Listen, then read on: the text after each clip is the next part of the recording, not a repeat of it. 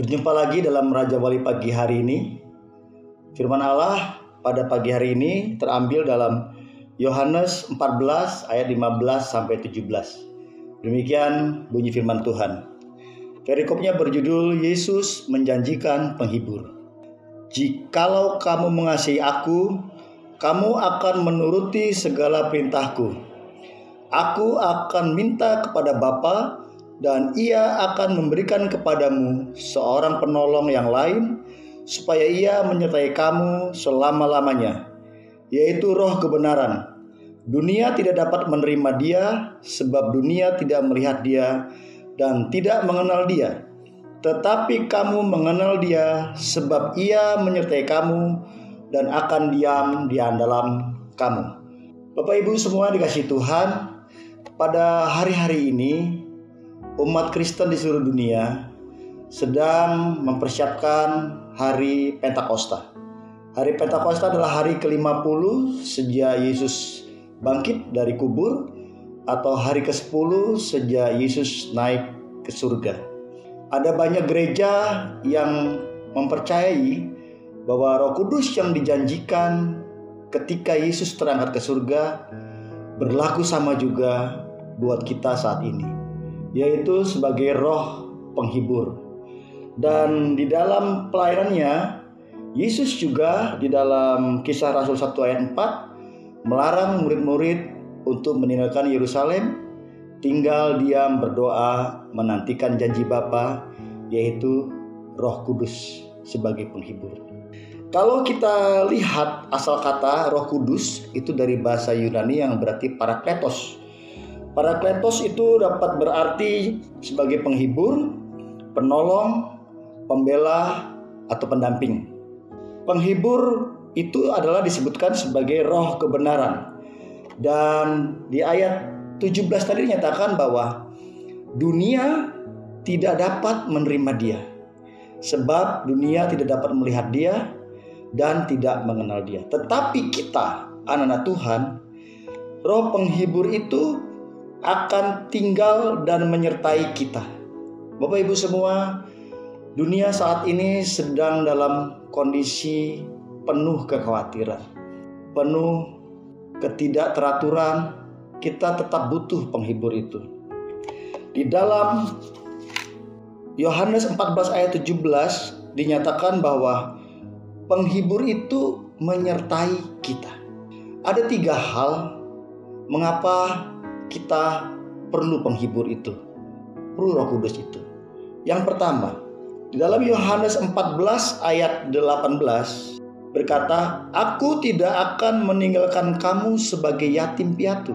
Aku datang kembali kepadamu."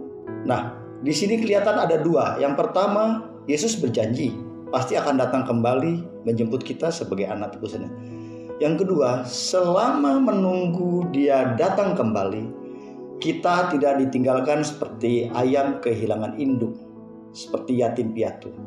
Yatim piatu itu identik dengan merasa kurang mendapat kasih, merasa tertolak, mungkin serba kekurangan, dan banyak keterbatasan. Namun dengan Roh Kudus yang penuh dalam hidup kita, maka kita dapat menjadi anak-anak Allah. Yang kedua, Roh Kudus juga berfungsi sebagai guru yang baik.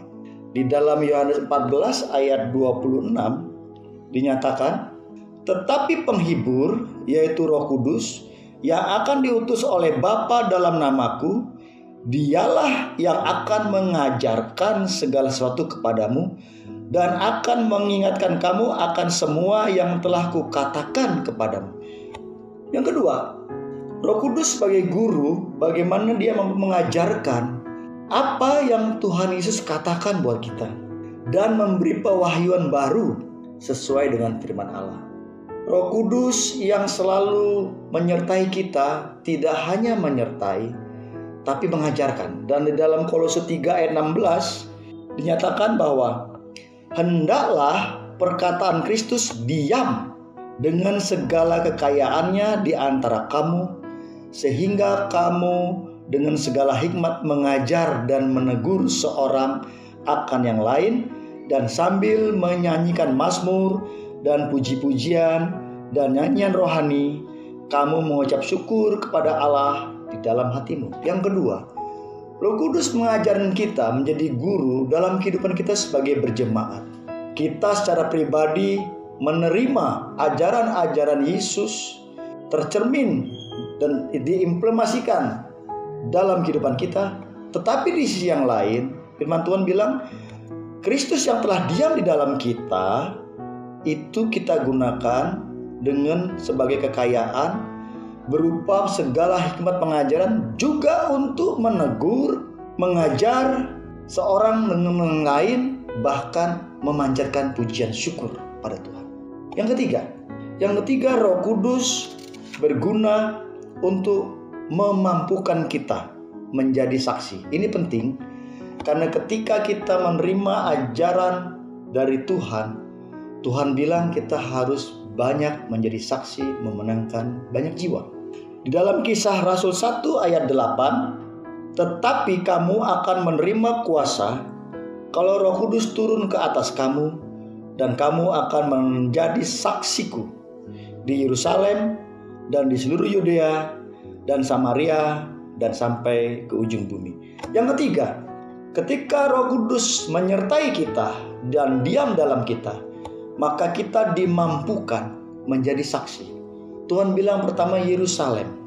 Yerusalem berarti kota di mana ada bait Allah, di mana ada persekutuan.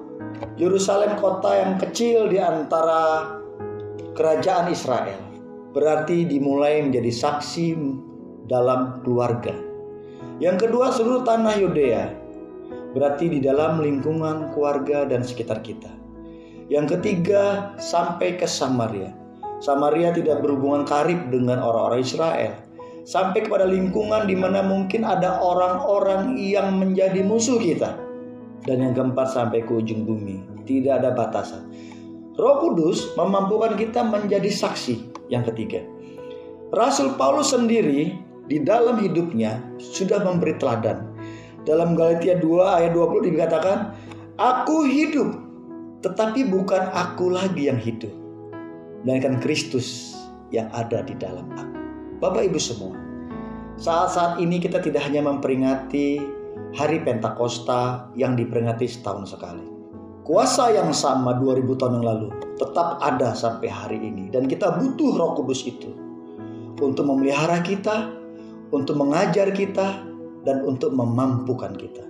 Sehingga hari-hari kita lewati bahkan dalam situasi kondisi yang sulit seperti ini, penghibur itu, pembela itu, penolong itu tinggal menyertai kita. Sehingga kita boleh dimampukan melewati hari-hari kita, tidak melenceng ke kiri dan ke kanan. Karena ada Roh Kudus yang mengingatkan kita selalu akan ajaran-ajaran dan pewahyuan dari Yesus Kristus buat kita semua. Tuhan Yesus memberkati kita, kiranya Roh Kudus itu tetap menyertai kita sampai selama-lamanya. Mari kita berdoa. Terima kasih Tuhan untuk berkat firman-Mu pada pagi hari ini. Menegur, mengingatkan kami kembali bahwa kami tidak yatim piatu di dunia ini. Engkau sudah naik ke surga bersama Bapa dalam tahta kemuliaan-Mu. Tapi kami percaya sebagaimana janji firman-Mu, Roh Kudus yaitu penghibur itu tinggal melekat dalam hidup kami. Ajar kami untuk senantiasa takut dan taat kepadamu, sehingga Roh Kudus itu boleh terpelihara terus dalam kehidupan kami, memberi kami kekuatan baru, bahkan memberanikan kami untuk bersaksi, memenangkan jiwa banyak untuk kemuliaan nama Tuhan. Terima kasih Tuhan Yesus. Dalam nama Yesus kami sudah berdoa dan mengucap syukur. Haleluya. Amin.